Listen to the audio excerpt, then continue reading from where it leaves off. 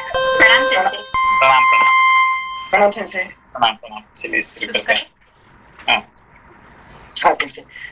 Sense page number 451 थोड़ा पीछे से पढ़ सकते हैं, कल से ठीक। जल्दी पढ़ लिया। Okay okay. हाँ सेंसे। पृष्ठ संख्या 451, श्लोक संख्या 26।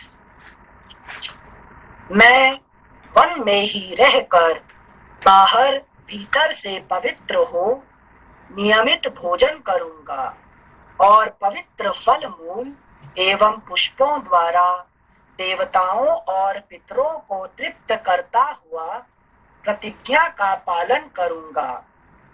श्लोक संख्या 27। क्या करना चाहिए और क्या नहीं, इसका निश्चय मैं कर चुका हूँ। अतः फल मूल आदि से पांचों इंद्रियों को संतुष्ट करके निश्चल श्रद्धा पूर्वक लोक यात्रा पिता की आज्ञा के पालन रूप व्यवहार का निर्वाह करूंगा।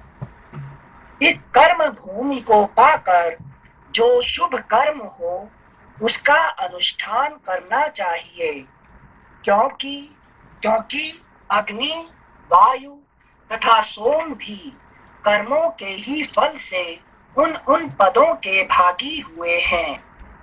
देवराज इंद्र 100 यज्ञों का अनुष्ठान करके स्वर्ग लोक को प्राप्त हुए हैं। महर्षियों ने भी उग्र तपस्या करके दिव्य लोकों में स्थान प्राप्त किया है। उग्र तेजस्वी राजकुमार श्री राम परलोक की सत्ता का खंडन करने वाले जाबाली के पूर्वोक्त वचनों को सुनकर उन्हें सहन न कर सकने के कारण उन वचनों की निंदा करते हुए पुनः उनसे बोले। श्लोक संख्या 31। सत्य, धर्म, पराक्रम। पेज 451, श्लोक संख्या 31। सत्य, धर्म, पराक्रम, समस्त प्राणियों पर दया, सबसे प्रिय वचन बोलना तथा देवताओं, अतिथियों और ब्राह्मणों की पूजा करना, इन सबको साधु पुरुषों ने स्वर्ग लोक का मार्ग बताया है। सत्पुरुषों के इस वचन के अनुसार धर्म का स्वरूप जानकर तथा अनुकूल तर्क से उसका यथार्थ निर्णय करके एक निश्चय पर पहुंचे हुए सावधान ब्राह्मण भली भांति धर्माचरण करते हुए उन उत्तम लोकों को प्राप्त करना चाहते हैं।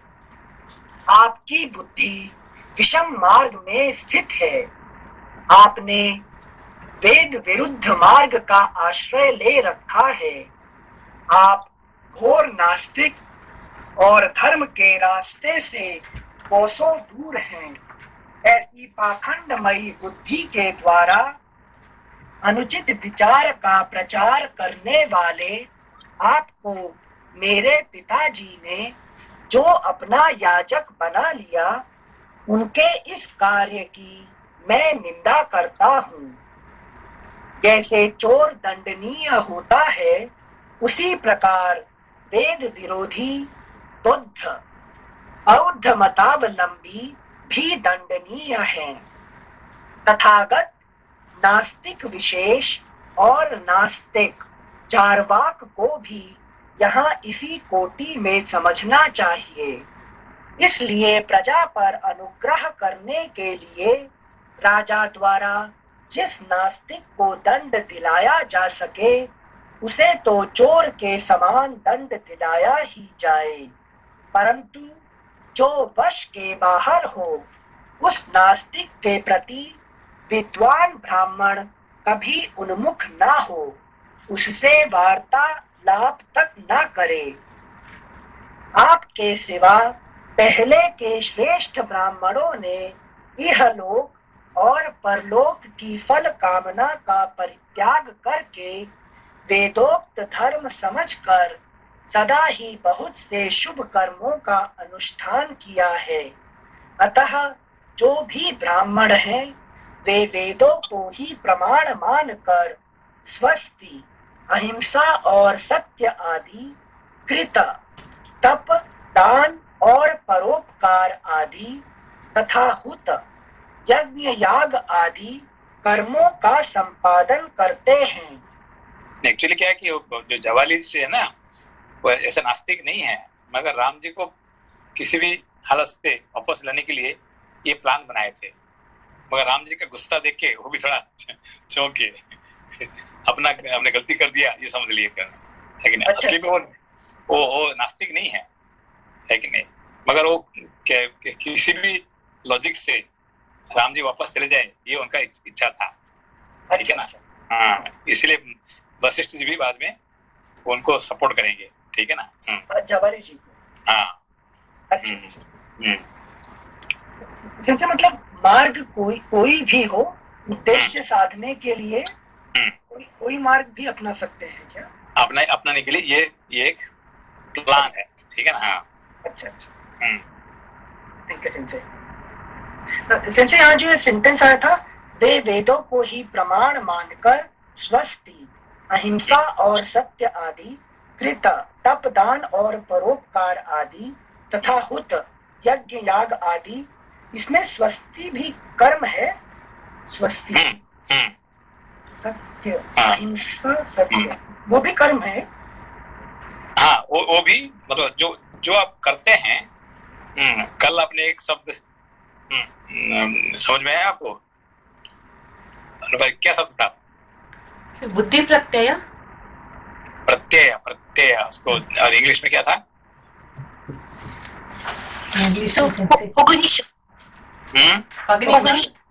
कॉग्निशन। हाँ, कॉग्निशन और प्रत्यय। Okay, it means anything happens inside you, whether it's a thought or an action, that is called pratyaya. ठीक है? That everything, if you can make it conscious, that means you are an enlightened person. लेकिन एक ordinary person and a sage, ordinary person, यहाँ पे राम जी समझाना चाहते हैं कि ordinary person और जो sage में फर्क क्या है? कि उनका जो बुद्धि प्रत्यय जो है ना, ये कॉन्शियस है कि नहीं? जो कि साधारण मनुष्य का अनकॉन्शियस है, इतना ही फर्क है। अच्छा, थैंक यू। श्लोक संख्या 36। जो धर्म में तत्पर रहते हैं, सत्पुरुषों का साथ करते हैं, तेज से संपन्न है, जिनमें दान रूपी गुण की प्रधानता है, जो कभी किसी प्राणी की हिंसा नहीं करते तथा जो मल संसर्ग से रहित हैं, ऐसे श्रेष्ठ मुनि ही संसार में पूजनीय होते हैं। अगला पृष्ठ 452, श्लोक संख्या 37। महात्मा श्री राम स्वभाव से ही दैन्य भाव से रहित थे। दैन्य भाव इसे दीनता के लिए बोलते हैं। दीनता का जो है ना, दैन्य भाव कहते हैं उसको। महात्मा श्री राम स्वभाव से ही दैन्य भाव से रहित थे। उन्होंने जब रोष पूर्वक पूर्वोक्त बात कही, तब ब्राह्मण जाबाली ने विनय पूर्वक यह आस्तिकता पूर्ण सत्य एवं हितकर वचन कहा। रघुनंदन, ना तो मैं नास्तिक हूँ और ना नास्तिकों की बात ही करता हूँ। परलोक आदि कुछ भी नहीं है, ऐसा मेरा मत नहीं है। मैं अवसर देखकर फिर आस्तिक हो गया और लौकिक व्यवहार के समय आवश्यकता होने पर पुनः नास्तिक हो सकता हूँ। नास्तिकों की सी बातें कर सकता हूँ। क्योंकि वो ऋषि का ये उनका एक है कि नहीं, वो दे कैन चेंज, ठीक है ना? जरूरत पड़ती, जैसे कि अभी बृहस्पति जी ने ही चारुवाक बन गए थे, ठीक है ना? क्योंकि वो वही समय का अनुसार नास्तिक बन सकते हैं, आस्तिक बन सकते हैं, जरूरत पड़ेगा तो, ठीक है ना? और असली में वो आस्तिक है ही है, मगर लोगों को समझाने के लिए नास्तिक कभी कभी बन सकते हैं, ठीक है ना? यहाँ पे वो कह रहे हैं कि मैं नास्तिक नहीं हूँ, मगर मुझे नास्तिक जैसे व्यवहार करना पड़ा। अच्छा, थैंक यू सेंसे। श्लोक संख्या 39। इस समय ऐसा अवसर आ गया था जिससे मैंने धीरे धीरे नास्तिकों की सी बातें कह डाली।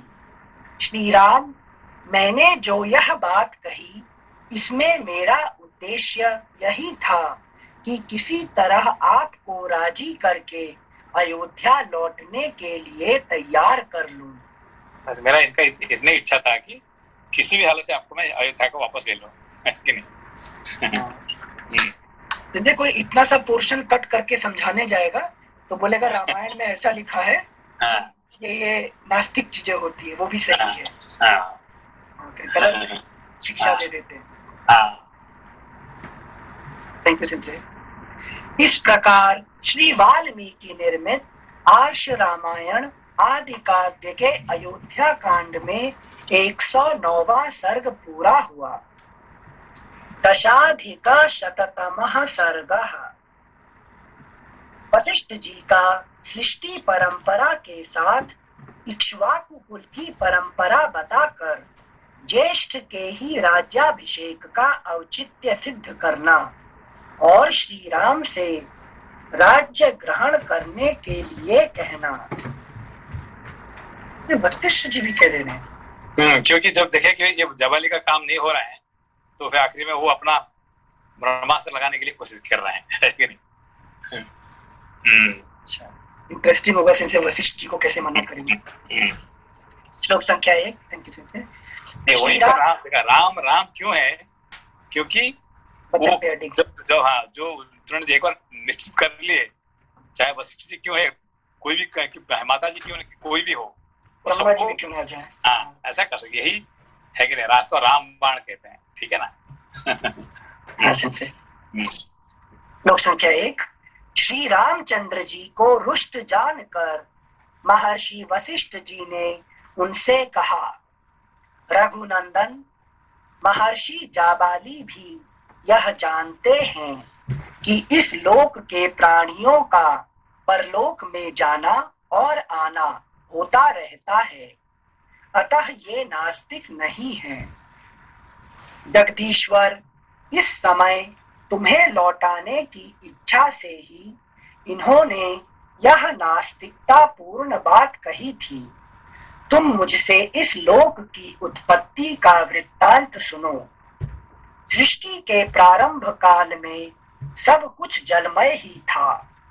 उस जल के भीतर ही पृथ्वी का निर्माण हुआ। तदनंतर देवताओं के साथ स्वयंभू ब्रह्मा प्रकट हुए।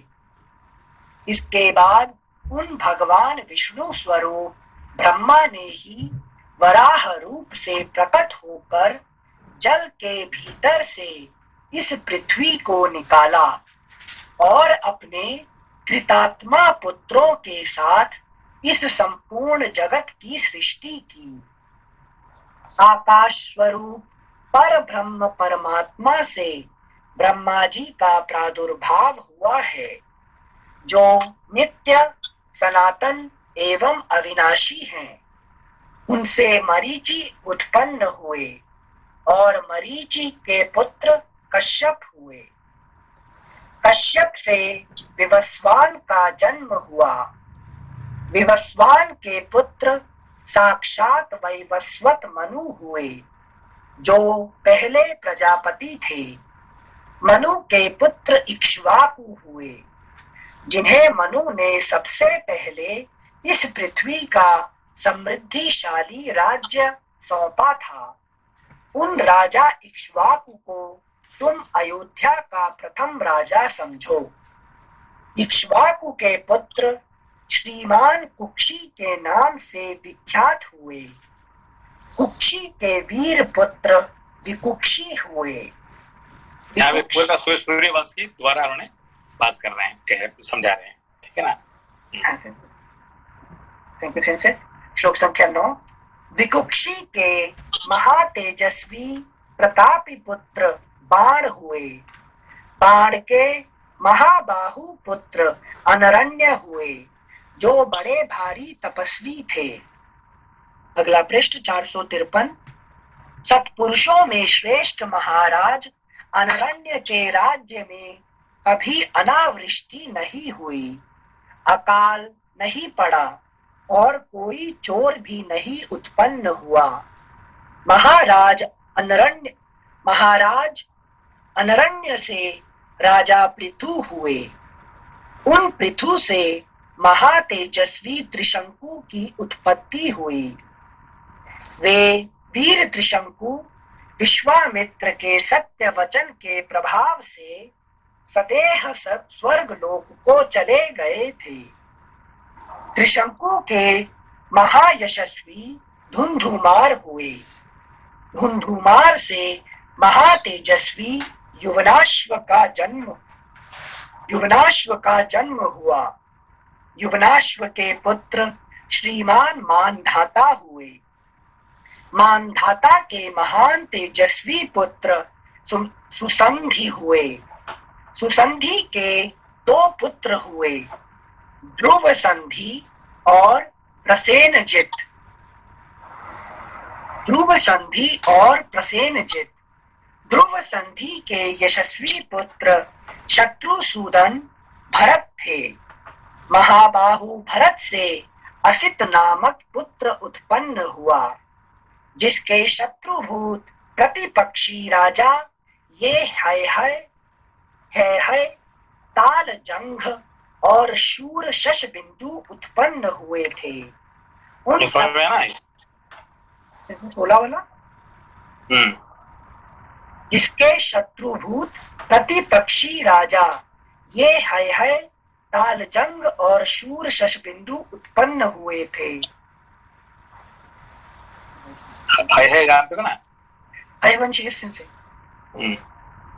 वो उनका प्रतिपक्षी थे, अपोजिशन में थे, ठीक है ना। इतने भरत के अपोजिशन में, अपोजिशन से किसके अपोजिशन में किसके थे? वो जो असित के अभी ध्रुव संधि के पुत्र भरत हुए, भरत के पुत्र असित लिखा हुआ है ना, तो असित के अगेंस्ट में थे। ये सूर्यवंश चल रहा है ना, तो अगर मुझे इतना ये तो जो है वंश जो कार्तवीर्य अर्जुन जिनका वंश का है और जहां से शुरू हुआ है उनका नाम है, तो वो उनका अपोजिशन में थे, असित के अपोजिशन में। अच्छा। एक तरह से सूर्यवंश में ये थे कौन, असित, और वहां पे थे नया वंश चालू हो गया है। मतलब है से अलग वंश हो गए थे, सूर्यवंश नहीं, हाय जो है ना, ये थे कौन सा, चंद्रवंश थे। अच्छा। कार्तवीर्य अर्जुन वो सब लोग चंद्रवंश। Thank you sir. श्लोक संख्या 16। जिसके शत्रुभूत प्रतिपक्षी राजा ये है ताल जंघ और शूर शशबिंदु उत्पन्न हुए थे। उन सब का सामना करने के लिए सेना का व्यूह बनाकर युद्ध के लिए डटे रहने पर भी शत्रुओं की संख्या अधिक होने के कारण राजा असित को हार कर परदेश की शरण लेनी पड़ी। वे रमणीय शैल शिखर पर प्रसन्नता पूर्वक रहकर मुनि भाव से परमात्मा का मनन चिंतन करने लगे। सुना जाता है कि असित की 2 पत्नियां गर्भवती थीं। उनमें से एक महाभागा कमल लोचना। नमस्ते सिंसी। नमस्ते सिंसी, यहाँ पे अयोध्या का राज्य जो है वो सूर्यवंशी से चंद्रवंशियों को चला गया, फिर ऐसे समझ सकते हैं? नहीं, एक्चुअली चंद्रवंश में चला गया तो नहीं कह सकते हैं। इसके बारे में थोड़ा मुझे भी डाउटफुल है थोड़ा। क्योंकि ये हरा दिया और फिर वो चले गए वहां से, तो इसीलिए मुझे लगा। मगर हाँ, ये चलेंगे क्या अभी आगे, शायद वो जो आएगा ना कोई ऋषि के आशीर्वाद से फिर सागर आएंगे। तो गया नहीं एक्चुअली। हाँ, मतलब ये जो राजा है थोड़ा छुप के रह गया है कि नहीं। फिर उनका बेटा आ जाता है कि नहीं, सगर है ना। सागर दिल्ली पे अभी फिर वो आएंगे, सूर्यवंश रहेगा लेकिन बीच में वो थोड़ा सूर्यवंश नहीं, वो नहीं पूछ रहे कि सूर्यवंश लोप हो गया। सूर्यवंश चंद्रवंश दोनों पैरेलल चल रहा है, और निमि वंश है कि नहीं। सूर्यवंश, चंद्रवंश और निमि वंश, ये तीनों पैरेलल चलते रहते हैं। ठीक है ना।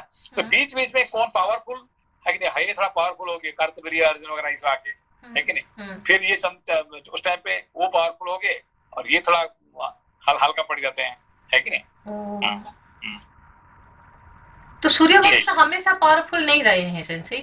नहीं, कोई, यही तो बात है ना कि इस धरती पे हमेशा अमेरिका पावरफुल है कि रशिया पावरफुल है कि चाइना पावरफुल है कि इंडिया पर कौन है, अब बदलता रहता है, ठीक है ना। कभी रोमन एम्पायर था, कभी इजिप्शियन एम्पायर था, कभी, है कि नहीं। तो दुनिया घूमता रहता है, ठीक है ना। कोई अकेला कोई पावरफुल नहीं रहता है कि नहीं। ऑलवेज काल पावरफुल है। काल किसको उठाता है, किसको गिराता है, वो पता नहीं है कि नहीं। श्लोक संख्या 18। सुना जाता है कि असित की 2 पत्नियां गर्भवती थीं। उनमें से एक महाभागा कमल लोचना राजपत्नी ने उत्तम पुत्र पाने की अभिलाषा रखकर देवतुल्य तेजस्वी भृगुवंशी च्यवन मुनि के चरणों में वंदना की, और दूसरी रानी ने अपनी सौत के गर्भ का विनाश करने के लिए उसे जहर दे दिया। उन दिनों भृगुवंशी च्यवन मुनि हिमालय पर रहते थे। राजा असित की कालिंदी नाम वाली पत्नी ने ऋषि के चरणों में पहुंचकर उन्हें प्रणाम किया। मुनि ने प्रसन्न होकर पुत्र की उत्पत्ति के लिए वरदान चाहने वाली रानी से इस प्रकार कहा, देवी, तुम्हें एक महामनस्वी लोक विख्यात पुत्र प्राप्त होगा, जो धर्मात्मा, शत्रुओं के लिए अत्यंत भयंकर, अपने वंश को चलाने वाला और शत्रुओं का संहारक होगा। यह सुनकर रानी ने मुनि की परिक्रमा की और उनसे विदा लेकर वहां से अपने घर आने पर उस रानी ने एक पुत्र को जन्म दिया, जिसकी कांति कमल के भीतरी भाग के समान सुंदर थी और नेत्र कमल दल के समान मनोहर थे। सौत ने उसके गर्भ को नष्ट करने के लिए जो गर विष दिया था, उस गर के साथ ही वह बालक प्रकट हुआ, इसलिए सगर नाम से प्रसिद्ध हुआ। राजा सगर वे ही हैं जिन्होंने पर्व के दिन यज्ञ की दीक्षा ग्रहण करके खुदाई के वेग से इन समस्त प्रजाओं को भयभीत करते हुए अपने पुत्रों द्वारा समुद्र को खुदवाया था। हमारे सुनने में आया है कि सगर के पुत्र असमंज हुए, जिन्हें पाप कर्म में प्रवृत्त होने के कारण पिता ने जीते जी ही राज्य से निकाल दिया था। असमंज के पुत्र अंशुमान हुए, जो बड़े पराक्रमी थे। अंशुमान के दिलीप और दिलीप के पुत्र भगीरथ हुए। भगीरथ से ककुत्स्थ का जन्म हुआ, जिनसे उनके बार बार ककुत्स्थ से बात आता ना। हाँ। ये भगीरथ का पुत्र थे, ठीक है ना। ककुत्स्थ कुल नंदन कहते हैं ना। हाँ। अच्छा, क्योंकि इतना रघुनंदन नहीं आया जितना ककुत्स्थ नंदन बार बार आ रहा है, क्यों? हाँ, क्योंकि वो भी महान थे ना, वो भी भगीरथ का बेटा है। अच्छा। क्योंकि भगीरथ को तो टाइम ही नहीं मिला राज्य करने के लिए, वो तो गंगा जी के पीछे टाइम लग गया उनको, है कि नहीं। तो ककुत्स्थ उसके बदले में है कि राज्य का काम हमारे। अच्छा, थैंक यू। श्लोक संख्या 28। ये आपने ये नहीं बोले थे ककुत्स्थ के बारे में, शायद हम लोग पिछले बार कोई पुराण में पढ़े थे कि उनका असली नाम ककुत्स्थ नहीं है। तो वो इंद्र ने उन्होंने देवासुर संग्राम के लिए इंद्र को हेल्प किए थे। तो जब हेल्प कर रहे थे तभी उन्होंने वो जो क्या बोलते हैं बुल के पीठ के ऊपर चढ़ के उन्होंने सारे मतलब कि असुर लोगों को के साथ लड़ाई किए थे। तो बुल के जो पीछे जो हम्प होता है उसको ककुद बोलते हैं। तो वो इतने फेमस हो गए कि उनका नाम ककुत्स्थ हो गया। ककुद आपने बोले थे ककुद के ऊपर जो स्थित थे, तो इसलिए ककुत्स्थ हुआ था। बट उनका नाम कुछ मेरे को याद नहीं आ रहा है, बट उनका नाम ककुत्स नहीं है, बट उनके कर्म के बदले वो ककुत्थ हो गए हैं। ठीक है सेंसे। श्लोक संख्या 28। भगीरथ से ककुत्स्थ का जन्म हुआ, जिनसे उनके, अगला पृष्ठ 454, जिनसे उनके वंश वाले काकुत्स्थ कहलाते हैं। ककुत्स्थ के पुत्र रघु हुए, जिनसे उस वंश के लोग राघव कहलाए। देखिए उनका ये कुछ जो है ना, इनका क्या है कि पिताजी फेमस है और बेटा भी फेमस है लेकिन ये बीच में है। पिताजी तो बहुत फेमस थे और बेटा भी, लेकिन ये बीच में हैं, ठीक है ना। संजय, फेमस के हिसाब से भगीरथ जी ने सबसे बड़ा काम किया है, लेकिन भगीरथ वंशी करके नहीं बोलते ना। भगीरथ जो है ना अपने देश के लिए कुछ नहीं किए। अच्छा, वो दुनिया के लिए, पूरा विश्व के लिए काम किए हैं, मगर देश के लिए वो उन्होंने, इसलिए उनको उनका देश में कोई ज्यादा ये नहीं है, ठीक है ना।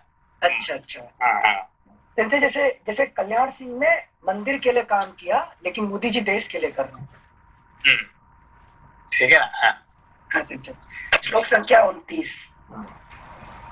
रघु के तेजस्वी पुत्र कलमाशपाद हुए, जो बड़े होने पर शापवश कुछ वर्षों के लिए नरभक्षी राक्षस हो गए थे। वे इस पृथ्वी पर सौदास नाम से विख्यात थे। कलमाशपाद के पुत्र शंखण हुए, यह हमारे सुनने में आया है, जो युद्ध में सुप्रसिद्ध पराक्रम प्राप्त करके भी सेना सहित नष्ट हो गए थे।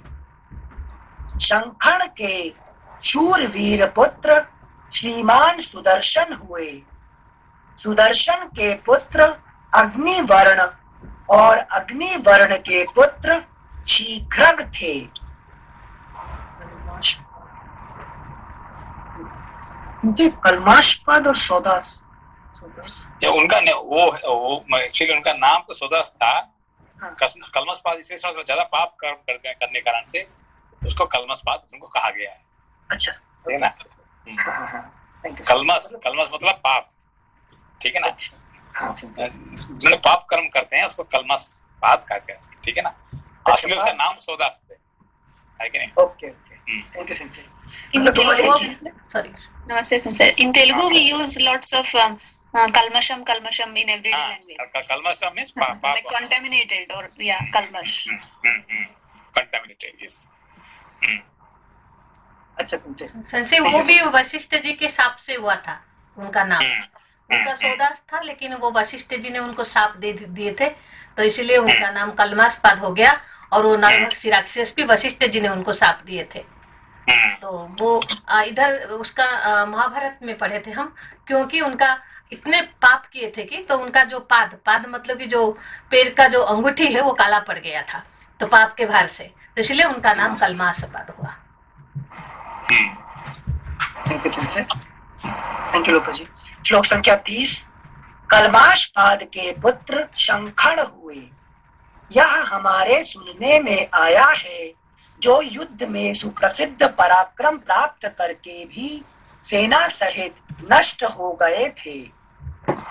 शंखण के शूरवीर पुत्र श्रीमान सुदर्शन हुए, सुदर्शन के पुत्र अग्निवर्ण और अग्निवर्ण के पुत्र शीघ्रग थे। शीघ्रग के पुत्र मरु, मरु के पुत्र प्रशुश्रुव तथा प्रशुश्रुव के महाबुद्धिमान पुत्र अम्बरीश हुए। अम्बरीश के पुत्र सत्य पराक्रमी नहुष थे। नहुष के पुत्र नाभाग हुए, जो बड़े धर्मात्मा थे। नाभाग के 2 पुत्र हुए, अज और सुव्रत। नहुष जो है ये सूर्यवंश का नहुष है, जो फेमस नहुष है वो चंद्रवंश का है, ठीक है ना। अच्छा, जिसका पुत्र ये आती है, ठीक है ना, वो चंद्रवंश का है। अच्छा अच्छा, थैंक यू संजय। जैसे भरत यहाँ पे भी आते हैं, चंद्रवंश में भरत आते हैं, जो भरत इसलिए चंद्रवंश का भरत फेमस है, ठीक है, ऐसे नहुष, भरत, ये चंद्रवंश का फेमस है, सूर्यवंश का फेमस नहीं है। Okay okay. श्लोक संख्या 33। अम्बरीश के पुत्र सत्य पराक्रमी नहुष थे। नहुष के पुत्र नाभाग हुए जो बड़े धर्मात्मा थे। नाभाग के 2 पुत्र हुए, अज और सुव्रत। अज के धर्मात्मा पुत्र राजा दशरथ थे। दशरथ के ज्येष्ठ पुत्र तुम हो। दशरथ के ज्येष्ठ पुत्र तुम हो, जिसकी श्री राम के नाम से प्रसिद्धि है। नरेश्वर, यह अयोध्या का राज्य तुम्हारा है। इसे ग्रहण करो और इसकी देखभाल करते रहो। तो क्यों कहे उन्होंने सारे कहानी? मतलब पूरे कुल में रघु प्रीति रही है कि बड़ा बेटा ही राजा होता है। अभी तो कभी ऐसे कभी नहीं हुआ कि कोई बड़ा बेटा होने के बावजूद भी, हाँ एक बार हुआ है कि जब वो कोई काम का नहीं था, इसलिए उसका पिताजी ने उसको, ठीक है ना। हाँ, मतलब पूरा कुल का ज्ञान दिया एक कन्विंस करने के लिए। थैंक यू सिंसे। श्लोक संख्या 36। समस्त इक्ष्वाकु वंशियों के यहाँ ज्येष्ठ पुत्र ही राजा होता आया है। ज्येष्ठ के होते हुए छोटा पुत्र राजा नहीं होता है। ज्येष्ठ पुत्र का ही राजा के पद पर अभिषेक होता है। महायशस्वी श्री राम रघुवंशियों का जो अपना सनातन कुल धर्म है, उसको आज तुम नष्ट ना करो। बहुत से अवान्तर देशों वाली तथा प्रचुर रत्न राशि से संपन्न इस वसुधा का पिता की भांति पालन करो। इस प्रकार श्री वाल्मीकि निर्मित आर्ष रामायण आदि काव्य के अयोध्या कांड में 110वां सर्ग पूरा हुआ। जिनसे जाबाली जी की बातें समझ में आती है। नास्तिकवाद था तो निगेट कर सकते हैं राम जी। वशिष्ठ जी तो पुरोहित है, राम जी के ने पूरे सूर्यवंश के ही पुरोहित हैं, तो गुरु है और चाहते तो वो शाप भी दे सकते हैं, है कि नहीं? हाँ।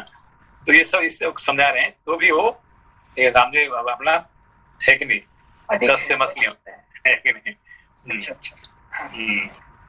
तो मतलब प्रैक्टिकल लाइफ में same thing can be applied कि वचन को जिस हिसाब से अडिग हो जाओ, देन व्हाटएवर कॉन्सिक्वेंसेस कम।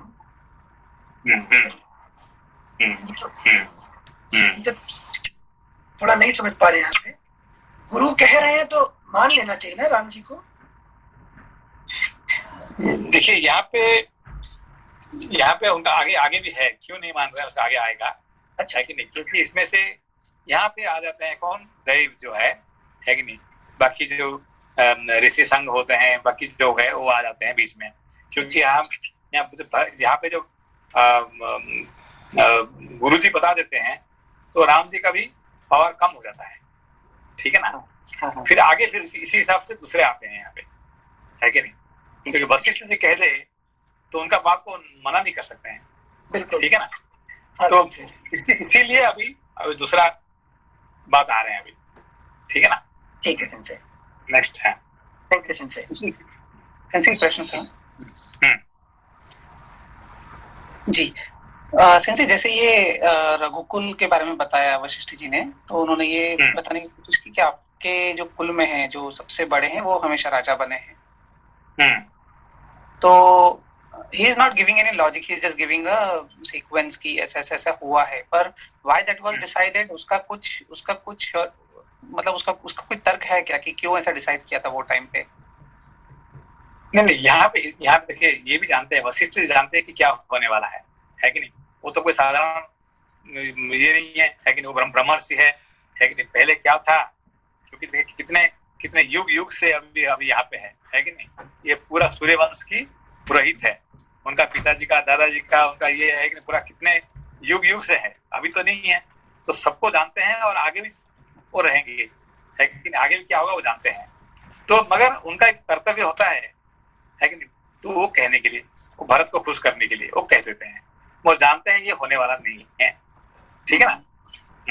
कि वो मेरा प्रश्न थोड़ा डिफरेंट था कि कोई कैपेबिलिटी, जैसे इतने सारे राजाओं के बाद हुए 25-30 पीढ़ियां निकल के गई राजा राम के पहले, तो वहां पे कहीं कैपेबिलिटी नहीं देखा क्या कि कौन, even there are 2 or 3 sons, then why cannot the second or third son can be a king? मतलब इसके पहले कभी सोचा नहीं क्या उनके कुल में?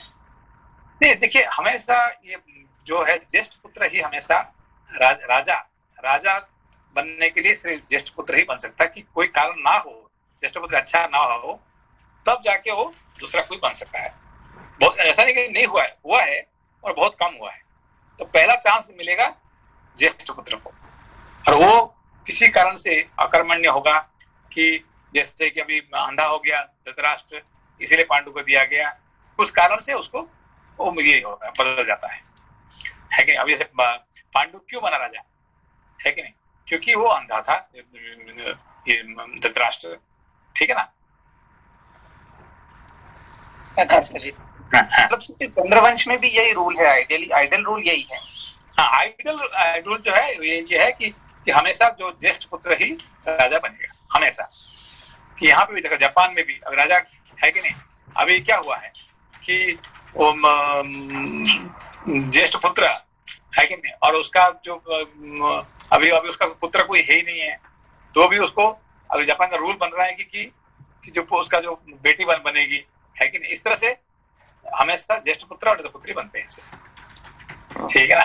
जी नमस्ते। नमस्ते नमस्ते। मुझे एक छोटी सी बात मैंने शायद कहीं पढ़ी थी या कुछ समझ में ऐसा आया कि इस ज्येष्ठ पुत्र के पीछे जो कारण रहता है वो शायद कहीं से ऐसा भी आता है कि क्योंकि ज्येष्ठ पुत्र जो होता है ना, वो असल में राजा और रानी का पहला पुत्र होता है, तो वो हमेशा जरूरी नहीं है कि वो बहुत ही सबसे ताकतवर या सबसे बुद्धिमान या रहे। तो ओवरऑल संपूर्णता में देखें तो ज्येष्ठ पुत्र एक तरह से सबसे ज्यादा बैलेंस्ड और सबसे ज्यादा सब कारणों से सबसे बैलेंस रहता है ज्येष्ठ पुत्र। और ये उसके पीछे थोड़ा सा बायोलॉजिकल भी उन्होंने बताया कि जब पहली बार बोले तो राजा रानी में जब वीर्यस्खलन होता है और रानी गर्भ धारण करती है, तो ब्रह्मचर्य के बाद पहली बार गृहस्थ में जब आते हैं तब ज्येष्ठ पुत्र का जन्म होता है, पुत्र या पुत्री का भी। और इसी कारण से ये भी था कि वैसे तो अर्जुन और भीम कहीं ज्यादा ताकतवर थे धृतराष्ट्र से, लेकिन सॉरी युधिष्ठिर से, हाँ जी, लेकिन जो ओवरऑल बैलेंस तरीके से देखा जाए तो राजा बनने के लिए सबसे सक्षम हमेशा ज्येष्ठ पुत्र होता है, बायोलॉजिकल भी कारणों से, और इसीलिए वो रीति इसीलिए बनाई गई है कि ज्येष्ठ पुत्र ही हमेशा सबसे बनेगा, और जरूरी नहीं कि वो सबसे ज्यादा ताकतवर हो। तो इसलिए परंपरा ये रही है कि कभी भी छोटे वाले को नहीं बनाया जाएगा जब तक कि किसी बहुत बड़े कारण से बड़ा पुत्र अक्षम ना हो। हाँ, कोई ऐसे कोई स्पेशल कारण ना हो तो फिर वो तो पहला ज्येष्ठ पुत्र की राजा बनाया जाता है हमेशा। अभी भी हर देश में ऐसे ही है, हर कंट्री में, और जैसे पहले था, अभी भी आज के टाइम पे भी ऐसे ही है, लेकिन हाँ जी, थैंक यू सर। एकादशाधिक, अभी देखिए अभी इंग्लैंड में क्या प्रॉब्लम हो रहा है कि 2 भाई है कि नहीं, तो 2 भाई, एक को फिर जानबूझ के उसको भगाना पड़ा, है कि नहीं, क्या नाम उसका जो दूसरा, तो उसको इम्पोर्टेंस नहीं देते हैं, भाग गया ना। हाँ, तो उसको नहीं, उसको जानबूझ के उसको, क्योंकि वो कंप्यूटर बन रहा था, है कि नहीं। वहां पे भी बड़ा बेटा हमेशा ज्येष्ठ पुत्र ही, लेकिन राजा बनने के लिए आज भी वही है नियम, जापान में वही है, इंग्लैंड में वही, डेनमार्क में भी, लेकिन में भी वही है। अगला अध्याय, एकादशाधिकशततमः सर्गः। वशिष्ठ जी के समझाने पर भी श्री राम को पिता की आज्ञा के पालन से विरत होते न देख भरत का धरना देने को तैयार होना तथा श्री राम का उन्हें समझाकर अयोध्या लौटने की आज्ञा देना। उस समय राजपुरोहित वशिष्ठ ने पूर्वोक्त बातें कहकर पुनः श्री राम से दूसरी धर्म युक्त बातें कही। रघुनंदन, ककुत्स्थ कुलभूषण, इस संसार में उत्पन्न हुए पुरुष के सदा 3 गुरु होते हैं, आचार्य, पिता और माता। श्लोक संख्या 2। रघुनंदन, ककुत्स्थ कुलभूषण, इस संसार में उत्पन्न हुए पुरुष के सदा 3 गुरु होते हैं, आचार्य, पिता और माता। पुरुष प्रवर, पिता पुरुष के शरीर को उत्पन्न करता है, इसलिए गुरु है, और आचार्य उसे ज्ञान देता है, इसलिए गुरु कहलाता है। शत्रुओं को संताप देने वाले रघुवीर, मैं तुम्हारे पिता का और तुम्हारा भी आचार्य हूँ, अतः मेरी आज्ञा का पालन करने से तुम सत्पुरुषों के पथ का त्याग करने वाले नहीं समझे जाओगे। यहाँ तक समझा दिया उन्होंने, ठीक है ना। मैं तुम्हारा भी गुरु हूँ, तुम्हारा पिताजी का भी गुरु हूँ, है कि नहीं? और क्या चाहते बताओ। श्लोक संख्या 5। तात, ये तुम्हारे सभासद, बंधु बांधव तथा सामंत राजा पधारे हुए हैं, इनके प्रति धर्मानुकूल बर्ताव करने से भी तुम्हारे द्वारा सन्मार्ग का उल्लंघन नहीं होगा। अपनी धर्म परायणा बूढ़ी माता की बात तो तुम्हें कभी टालनी ही नहीं चाहिए। ये 2 गुरु यहाँ पे है, मैं तुम्हारा गुरु हूँ और तुम्हारा माता भी है, बूढ़ी माता भी है, तो उनका भी है कि, इसलिए वो भी लॉजिक दे रहे हैं, ठीक है नहीं। पिताजी ने 3 में एक तो है ही नहीं है, ठीक है ना, बाकी 2 हम यहाँ पे है ना। अगला पृष्ठ 455। इनकी आज्ञा का पालन करके तुम श्रेष्ठ पुरुषों के आश्रयभूत धर्म का उल्लंघन करने वाले नहीं माने जाओगे। सत्य, धर्म और पराक्रम से संपन्न रघुनंदन, भरत अपने आत्म स्वरूप तुमसे राज्य ग्रहण करने और अयोध्या लौटने की प्रार्थना कर रहे हैं। उनकी बातें मान लेने से भी तुम धर्म का उल्लंघन करने वाले नहीं कहलाओगे। गुरु वशिष्ठ ने सुमधुर वचनों में जब इस प्रकार कहा, तब साक्षात पुरुषोत्तम श्री राघवेंद्र ने वहां बैठे हुए वशिष्ठ जी को यो उत्तर दिया। माता और पिता पुत्र के प्रति जो सर्वदा स्नेह पूर्ण बर्ताव करते हैं, अपनी शक्ति के अनुसार उत्तम खाद्य पदार्थ देने, अच्छे बिछौने पर सुलाने, उबटन आदि लगाने, सदा मीठी बातें बोलने तथा पालन पोषण करने आदि के द्वारा माता और पिता ने जो उपकार किया है, उसका बदला सहज ही नहीं चुकाया जा सकता। अतः मेरे जन्मदाता पिता महाराज दशरथ ने मुझे जो आज्ञा दी है वह मिथ्या नहीं होगी। तो तीसरे गुरु की आज्ञा मान रहे हैं। और आगे पढ़िए, इंटरेस्टिंग है। हाँ चलते। श्लोक संख्या 12। श्री रामचंद्र जी के ऐसा कहने पर चौड़ी छाती वाले भरत जी का मन बहुत उदास हो गया। वे पास ही बैठे हुए सूत सुमंत्र से बोले, सारथे, आप इस वेदी पर शीघ्र ही बहुत से कुश बिछा दीजिए। जब तक आर्य मुझ पर प्रसन्न नहीं होंगे, तब तक मैं यहीं इनके पास धरना दूंगा। जैसे साहूकार या महाजन के द्वारा निर्धन किया हुआ ब्राह्मण उसके घर के दरवाजे पर मुंह ढक कर बिना खाए पिए पड़ा रहता है, उसी प्रकार मैं भी उपवास पूर्वक मुख पर आवरण डालकर इस कुटिया के सामने लेट जाऊंगा। जब तक मेरी बात मानकर ये अयोध्या को नहीं लौटेंगे, तब तक मैं इसी तरह पड़ा रहूंगा। यह सुनकर सुमंत्र श्री रामचंद्र जी का मुंह ताकने लगे। उन्हें इस अवस्था में देख भरत के मन में बड़ा दुख हुआ और वे स्वयं ही कुश की चटाई बिछाकर जमीन पर बैठ गए। तब महातेजस्वी राजर्षि शिरोमणि श्री राम ने उनसे कहा, तात भरत, मैं तुम्हारी क्या बुराई करता हूँ जो मेरे आगे धरना दोगे?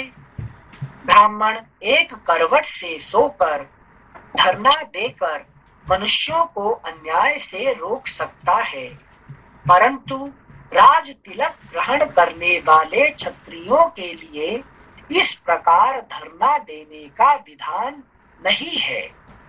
अतः नरश्रेष्ठ रघुनंदन, इस कठोर व्रत का परित्याग करके उठो और यहाँ से शीघ्र ही अयोध्यापुरी को जाओ।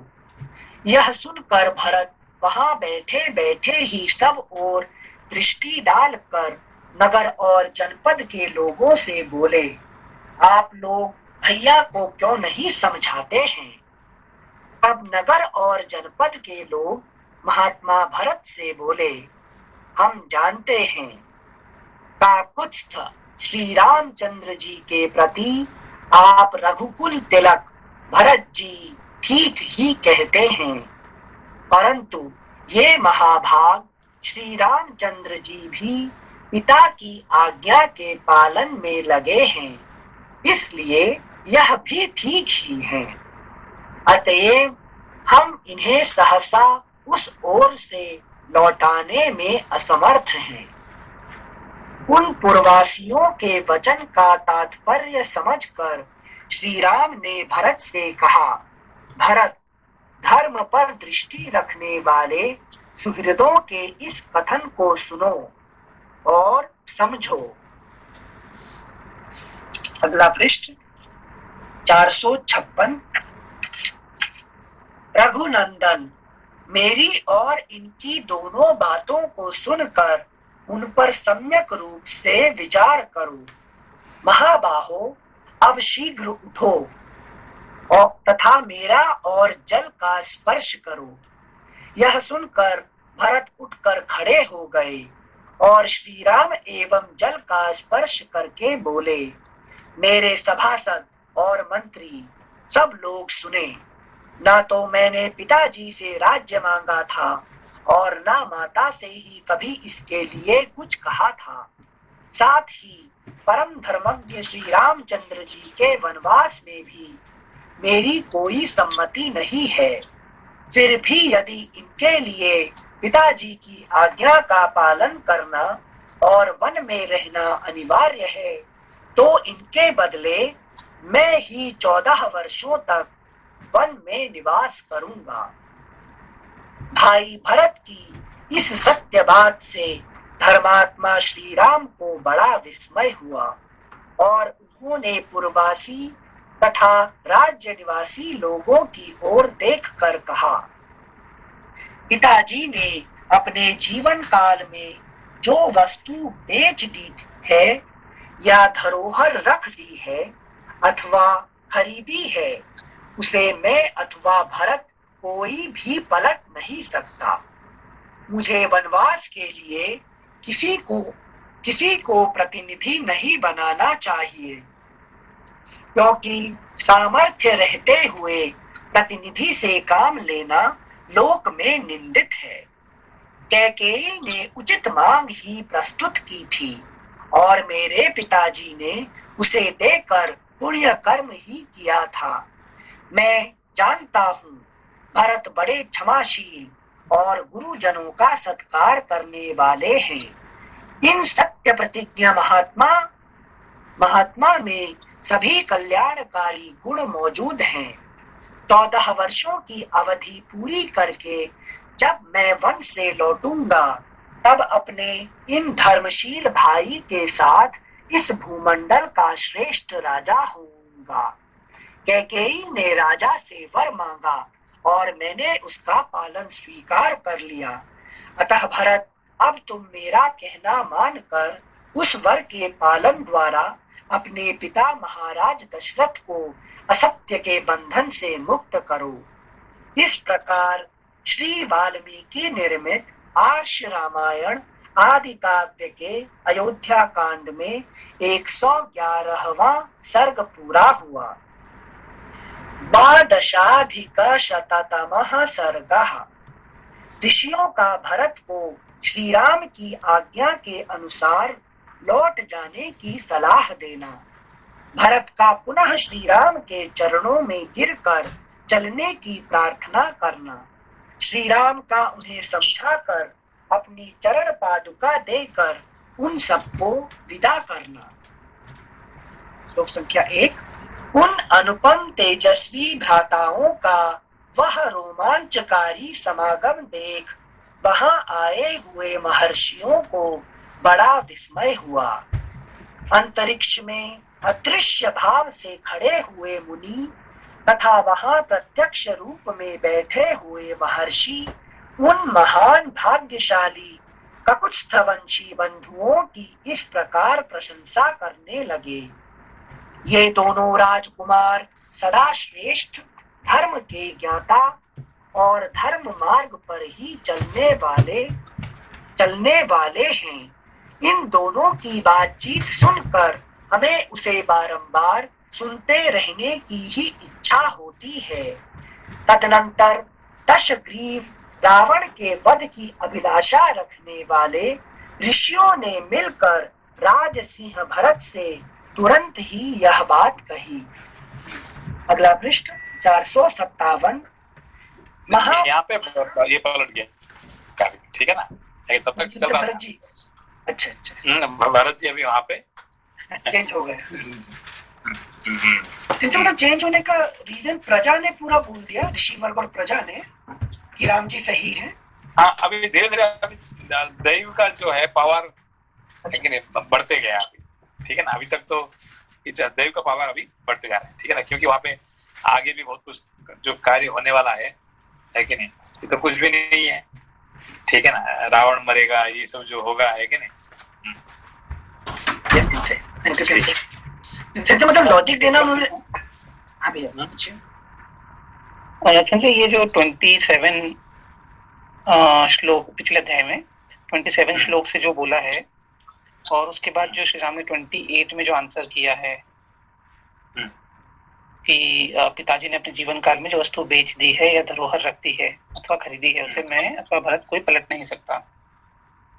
तो सिंसी इसमें कई ऑर्डिनरी लाइफ में बहुत सारी चीजों को आप सेटल करते हैं, मतलब that happens in ordinary life की इसको ये नहीं मिला तो अभी इसको ये दे दो। कोर्ट भी इस तरह के सेटलमेंट्स करती है, तो वो सब वैलिड नहीं होता है क्या सिंसी, या उसको अपन इससे कंपेयर नहीं कर सकते?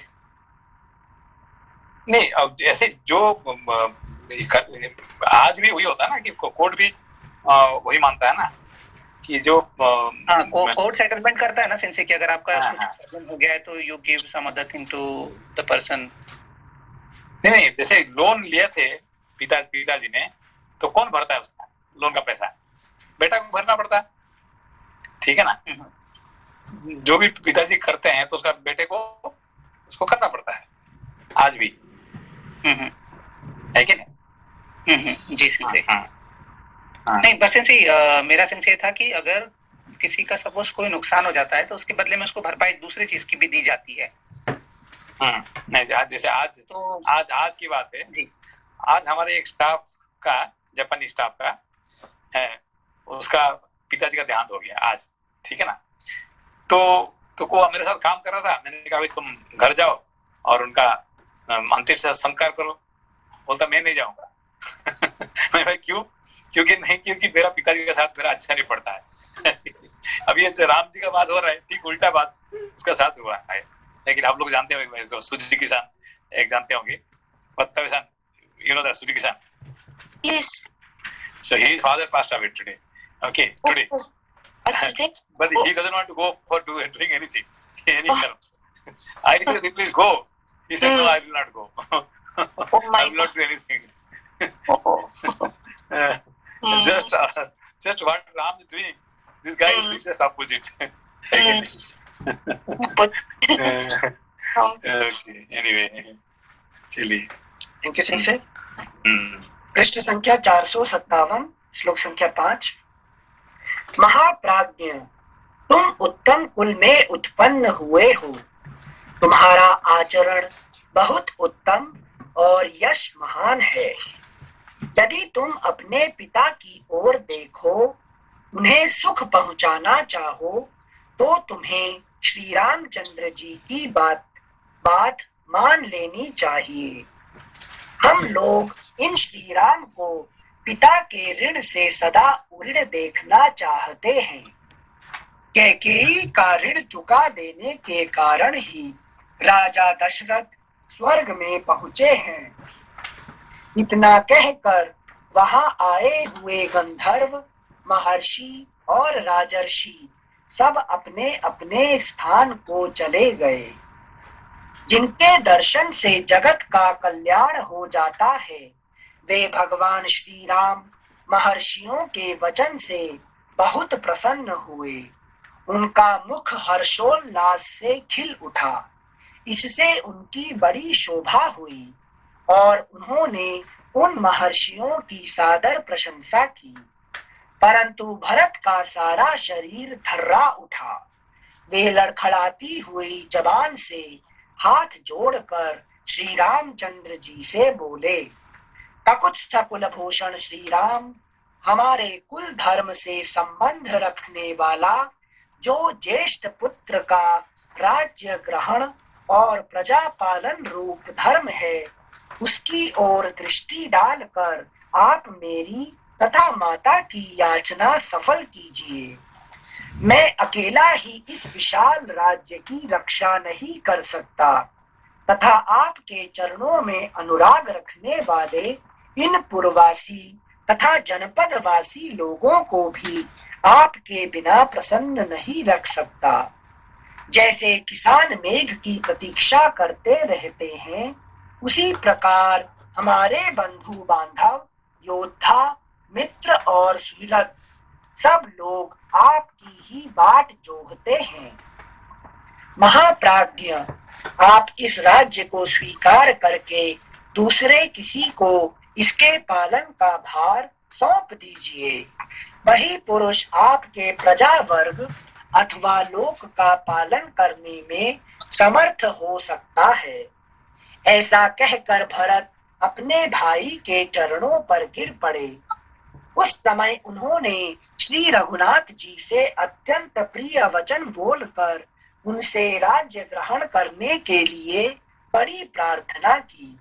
तब श्री रामचंद्र जी ने श्याम वर्ण कमल नयन भाई भरत को उठाकर गोद में बिठा लिया और मदमत्त हंस के समान मधुर स्वर में स्वयं यह बात कही, तात, तुम्हें जो यह स्वाभाविक विनयशील बुद्धि प्राप्त हुई है, इस बुद्धि के द्वारा तुम समस्त भूमंडल की रक्षा करने में भी पूर्ण रूप से समर्थ हो सकते हो। इसके सिवा अमात्यों, सुहृदों और बुद्धिमान मंत्रियों से सलाह लेकर उनके द्वारा सब कार्य वे कितने ही बड़े क्यों ना हो करा लिया करो। चंद्रमा से उसकी प्रभा अलग हो जाए, हिमालय हिम का परित्याग कर दे अथवा समुद्र अपनी सीमा को लांघ कर आगे बढ़ जाए, किंतु मैं पिता की प्रतिज्ञा नहीं तोड़ सकता। तात, माता कैकेयी ने कामना से अथवा लोभवश तुम्हारे लिए जो कुछ किया है उसको मन में न लाना और उसके प्रति सदा वैसा ही बर्ताव करना जैसा अपनी पूजनीय माता के प्रति करना उचित है। जो सूर्य के समान तेजस्वी है तथा जिनका दर्शन प्रतिपदा द्वितीया के चंद्रमा की भांति आह्लादजनक है, उन कौसल्या नंदन श्री राम के इस प्रकार कहने पर भरत उनसे यो बोले।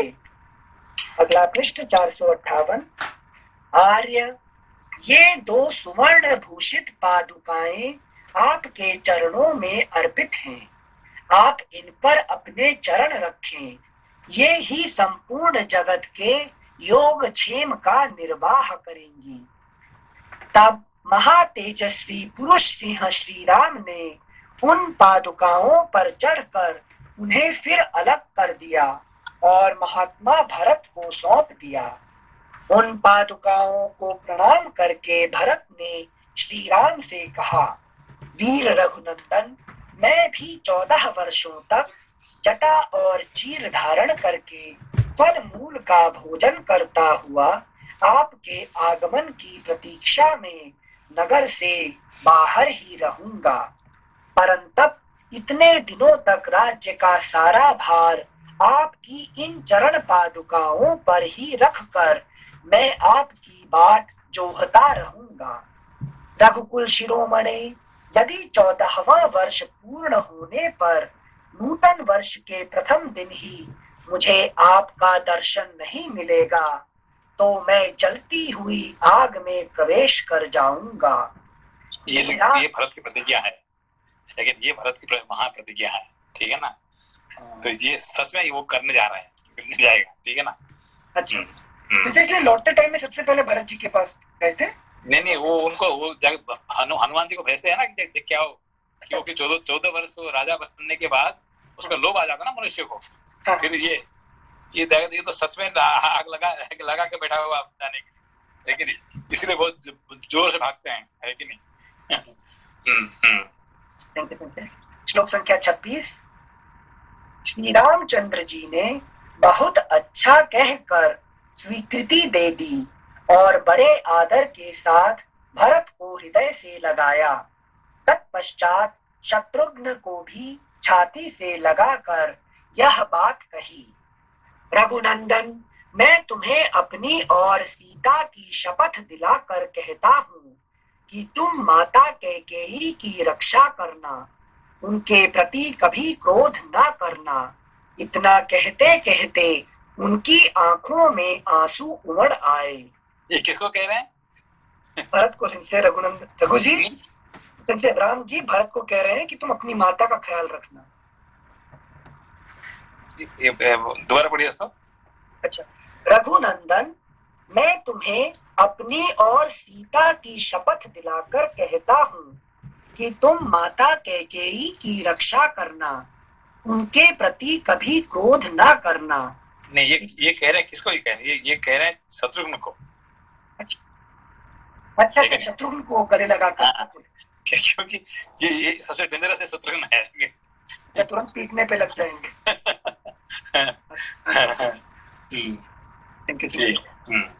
रघुनंदन, मैं तुम्हें अपनी और सीता की शपथ दिलाकर कहता हूँ कि तुम माता कैकेयी की रक्षा करना, उनके प्रति कभी क्रोध न करना। इतना कहते कहते उनकी आंखों में आंसू उमड़ आए। उन्होंने व्यथित हृदय से भाई शत्रुघ्न को विदा किया। धर्मज्ञ भरत ने भली भांति अलंकृत की हुई उन परम उज्ज्वल चरण पादुकाओं को लेकर श्री रामचंद्र जी की परिक्रमा की तथा उन पादुकाओं को राजा की सवारी में आने वाले सर्वश्रेष्ठ गजराज के मस्तक पर स्थापित किया। तदनंतर अपने धर्म में हिमालय की भांति अविचल भाव से स्थित रहने वाले रघुवंश वर्धन श्री राम ने क्रमशः वहां आए हुए जन समुदाय, गुरु, मंत्री, प्रजा तथा दोनों भाइयों का यथा योग्य सत्कार करके उन्हें विदा किया। उस समय कौसल्या आदि सभी माताओं का गला आंसुओं से रूंध गया था। वे दुख के कारण श्री राम को संबोधित भी न कर सकीं। श्री राम भी सब माताओं को प्रणाम करके रोते हुए अपनी कुटिया में चले गए। इस प्रकार श्री वाल्मीकि निर्मित आर्ष रामायण आदि काव्य के अयोध्या कांड में 112वां सर्ग पूरा हुआ। ठीक है। प्रणाम सेंसे। नमस्ते। प्रणाम।